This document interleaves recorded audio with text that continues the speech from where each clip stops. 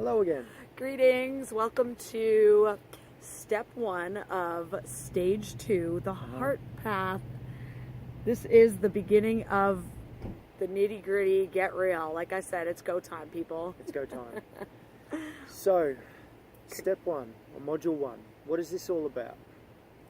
It's all about uncovering what our thoughts are and what is driving us on a daily basis when we are not actively driving. And the purpose of this is to begin to open up those belief systems that we already had you sort of tapping into in The Art of Being Human. Right. Like there's a Tony Robbins quote at the top of the PDF that you guys will read. Beliefs have the power to create and the power to destroy. Human beings have the awesome ability to take any experience of their lives and create a meaning that disempowers them or one that can literally save their lives. Absolutely. So a lot of the time we find ourselves in modern day life, especially we're navigating the world and we're not consciously doing so. It's the filters. And so it's not just in terms of physical navigation of the world. Often we leave home, we arrive at work and we don't remember the drive. We don't know how we got there. That's a really blatant example of what I'm talking about. Now imagine overlaying that particular thing with thoughts and emotions. So when you see something, you are reacting to what you see, or when you interact with something, you are reacting to what you're interacting with. And you're doing so on a very subconscious level. A lot of the time you're not even aware of it. So all of a sudden you find yourself in a bad mood, you're feeling down, you're feeling negative, something has happened and you can't even put your finger on it. What the fuck has gone wrong? I'll tell you what the fuck has gone wrong. You have reacted to something that you have seen, heard, smelt, interacted with in the world, and your subconscious mind, without you even being aware of it, has said, oh, I remember this. This is how I'm supposed to program. This is my programming. This is how I am meant or supposed to react to this. And it has reacted that way. So it's not actually, you are not actually reacting to what occurs at the moment. You are reacting to a perception of what is occurring based on what Chris just said about what is stored in your subconscious, that this, whatever's occurring in front of you is reminding you of. Like those of you who have worked with me one-on-one know that I love the Viewmaster analogy. If you guys remember back in the 80s, we had those little things, you put it up to your eyes, it was like red plastic, cheesy 1980s toy, had a yellow little flip switch. That was awesome. It had these circles that had little photos, like photo negatives. It was an illusion. And you would slide it in the thing and you would click the thing and it would tell you a story as it would go through the circle, the wheel of photos. I think they should bring those back. So I like to compare that's how we view our lives until we become aware of it, until we can clear those filters, that we are viewing our life through essentially, stored memories of the Viewmaster of our life. Right. Yeah, absolutely. So this step is all about really exposing this stuff. So your mind is like an iceberg. What you are experiencing is only the very 10%. It's the top of. It's like that's your conscious experience of the world. You guys remember Titanic, right? Yeah. It was everything under the water that took down the unsinkable ship. This whole ship sunk because of what couldn't even be seen.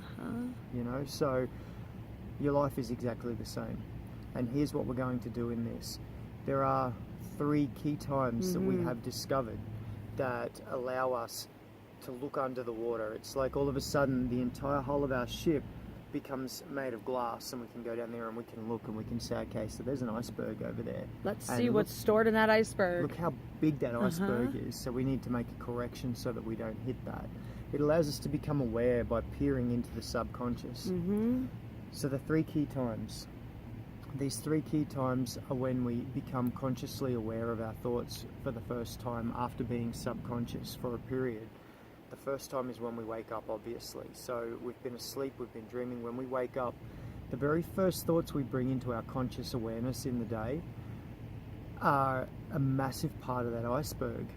So they're going to show you a very real picture of how you approach the day, and that is all driven by your subconscious. Absolutely. So what are you planting as a seed into the start of your day with your first conscious thoughts when you wake up? Are you grateful to be awake? Are you thinking, shit, I've got to go to work?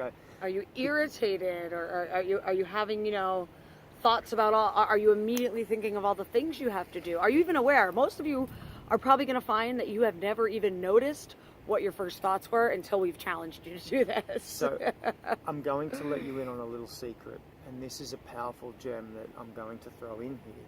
I overcame depression naturally. The way that I did it, and I believe the absolute crux of being able to do that, was through a technique I implemented by working with this time of the day. So this awareness, I would wake up and my first thoughts, I started making myself aware of what my thoughts were, and they were all negative, totally non-serving thoughts. And so what would I do?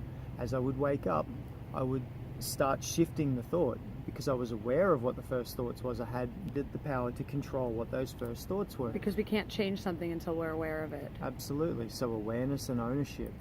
When you wake up, you open your eyes and you change the landscape.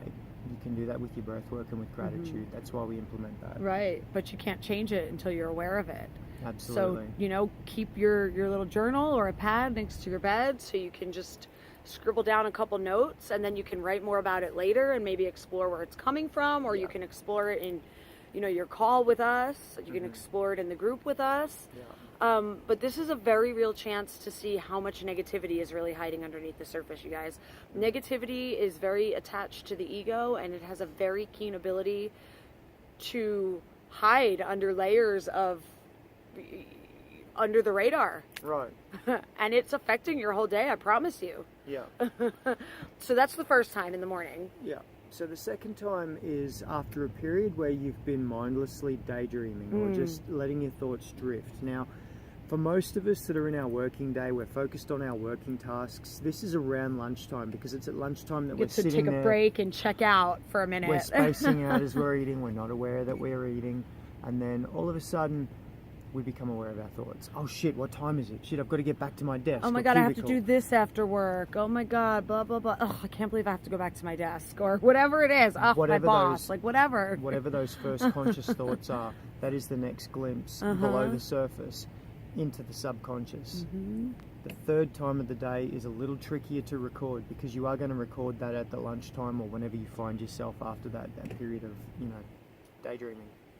The third time is a little trickier to record, because it's as your conscious mind is starting to go offline as you are falling asleep.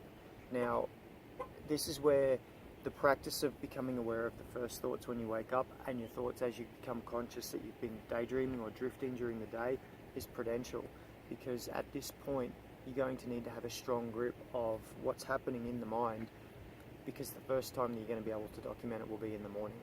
But as you would Unless you're someone who you can scribble it down really quick before you go to... You have that option too. It's just up to you. However you want to handle it. But the fact is, as your conscious mind starts to go offline, you are going to have thoughts start drifting in that are coming up from the subconscious. What are the nature of those thoughts? Right, that's what we want to see. Yeah. So good luck. Yeah. Have fun. Play. This is not meant to be taken too seriously. Set an alarm in your phone if you need to. Yep. You know, it's just, this is your first, you know, go at really creating your starting point. This is mapping your starting point, and we want to get it as accurately as possible, because the clearer and more accurate we can mark your starting point on the map we're going to build, the better we can map a route to where you want to get to. Right. We've got to have the map to start with. So this is creating the map. This is mapping the landscape. So this is the first part of the map, is where the you are here dot when you look at the mall directory. Yeah. Right? Very good, guys. So much love. Good luck. Have fun. Bye.